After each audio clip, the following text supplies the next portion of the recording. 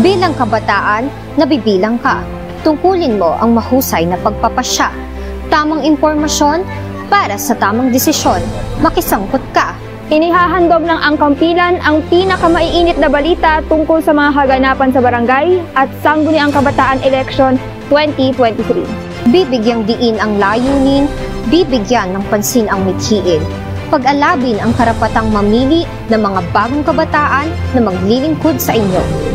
Dahil ang mga tatakbo, dapat sigurado, dapat matalino, dapat mahusay, dapat may paninindigan at kamay para sa ibang tao. Ang mga kandidato, hindi dapat makaako. Dapat tunay ang serbisyo. Ikaw na siyang boboto, dapat alam mo kung sino ang dapat maupo sa pwesto. Alamin mo kung bakit sila tumatakbo. Kasama ang kampilan sa pagbabalita at pangangalap ng mga impormasyon tungo sa matalinong desisyon. Pag-alabin ang katotohanan. Pandayin ang paninindigan. Gamitin ang boto bilang sandata ng taong bayan.